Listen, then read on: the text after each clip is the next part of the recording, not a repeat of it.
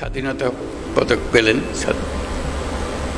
তাদের সবার জন্য আমরা দাঁড়িয়ে একবার হাততালি দিই সবার উদ্দেশ্যে।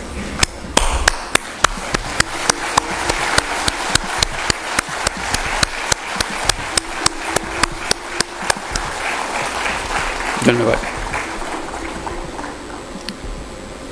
উপস্থিত সুধীবৃন্দ, সবাইকে আমার শুভেচ্ছা এবং সালাম জানাচ্ছি। আসসালামু আলাইকুম। আজ 25শে মার্চ, মানব সভ্যতার ইতিহাসে কলঙ্কিত এক হত্যাযজ্ঞের দিন। 1971 সালের আজকের রাতে পাক হানাদার বাহিনী নিরস্ত্র ঘুমন্ত বাঙালির উপর নির্মমভাবে গুলি চালিয়ে হাজারো মানুষকে হত্যা করে। 25শে মার্চ থেকেই এদেশের মানুষ সশস্ত্র প্রতিবাদে জেগে উঠেছিল। 9 মাসের যুদ্ধের মধ্য দিয়ে স্বাধীন হয় বাংলাদেশ। আজকের দিনে গভীর শ্রদ্ধার সঙ্গে স্মরণ করছি স্বাধীনতা যুদ্ধে সকল বীর শহীদ ও মুক্তিযোদ্ধাদের। 1971 সালে স্বাধীনতা যুদ্ধের উদ্দেশ্য ছিল একটি ন্যায়ভিত্তিক সমাজ প্রতিষ্ঠা করা, যেখানে আইনের শাসন থাকবে, মানুষের মৌলিক মানবাধিকার নিশ্চিত হবে এবং একটা বৈষম্যহীন সমাজ প্রতিষ্ঠিত হবে।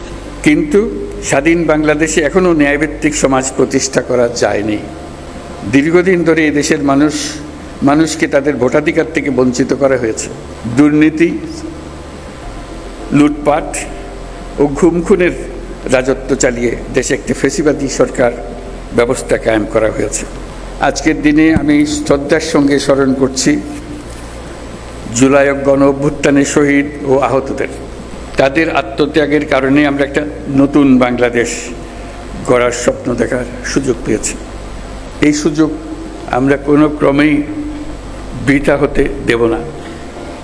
সুধীবৃন্দ, কৃতিত্বপূর্ণ অবদানের জন্য এই বছর অন্তর্বর্তী সরকার 6 জন বিশিষ্ট নাগরিককে মরণোত্তর স্বাধীনতা পুরস্কারে ভূষিত করেছে। তারা সবাই বাংলার সূর্য সন্তান। অধ্যাপক জামাল নজরুল ইসলাম একজন বিশ্ববরেণ্য বিজ্ঞানী। পৃথিবীর নামকরা সব বিজ্ঞানীরা তাকে চেনেন। তিনি সবসময় প্রকৃতি ও মানুষের কল্যাণে নিয়োজিত ছিলেন। আল মাহমুদ আধুনিক বাংলা সাহিত্যের অন্যতম উজ্জ্বল কবি। তার কবিতা বহু কবি, লেখক, পাঠককে অনুপ্রাণিত করেছে। বিশ্বের শীর্ষস্থানীয় বেসরকারি উন্নয়ন সংস্থা ব্র্যাকের প্রতিষ্ঠাতা স্যার ফজলে হোসেন আবেদ 1971 সালে বাংলাদেশের স্বাধীনতা যুদ্ধের সময় ও পরবর্তী সময়ে তিনি বাংলাদেশ গড়ার কাজে নিয়োজিত ছিলেন। লন্ডনের ফ্ল্যাট বিক্রির টাকা দিয়ে তিনি ব্র্যাক গড়েছিলেন। প্রান্তিক গরিব মানুষের জীবনমান উন্নয়ন সহ বহুমুখী কাজে ব্র্যাক এখনও গুরুত্বপূর্ণ ভূমিকা রেখে চলেছে।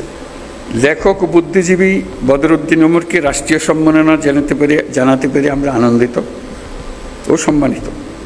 তার সম্মাননা স্মারক আমাদের পরের প্রজন্মের জন্য অনুপ্রেরণা হিসেবে জাতীয় জাদুঘরে সংরক্ষিত থাকবে। বাংলার সঙ্গীত ও আর্টের 2 উজ্জ্বল নক্ষত্র আজম খান ও নবের আহমদ। পূর্ব বাংলায় নবেরার হাতেই প্রথম ভাস্কর্যের উদ্বোধন হয়। তিনি আধুনিক ভাস্কর্যের পথিকৃৎ। আর বাংলা পপ গানের সম্রাট আজম খান মহান মুক্তিযুদ্ধে গান গেয়ে এদেশের তরুণদের অনুপ্রেরণা জুগিয়েছেন। তিনি সমাজের বঞ্চিত মানুষের জন্য গান করেছেন। আজম খান এদেশের হাজারো তরুণ সঙ্গীত শিল্পীর আইকন। যে জেনজি প্রজন্ম জুলাই গণ অভ্যুত্থানে নেতৃত্ব দিয়েছে, তাদের অনুপ্রেরণার নাম বুয়েট শিক্ষার্থী আবরার ফাহাদ। সে ন্যায় বিচারের জন্য, বাক স্বাধীনতার জন্য জোরালো প্রতিবাদ করে সন্ত্রাসীদের হাতে নিহত হয়েছিল। তাকে স্মরণ করে তাকে রাষ্ট্রীয় সম্মাননা জানাতে পেরে জাতি গর্বিত। যারা আজ এই সম্মাননা পেলেন তারা জীবদ্দশায় এই প্রাপ্তি দেখে যেতে পারেননি। এটা অত্যন্ত বেদনাদায়ক।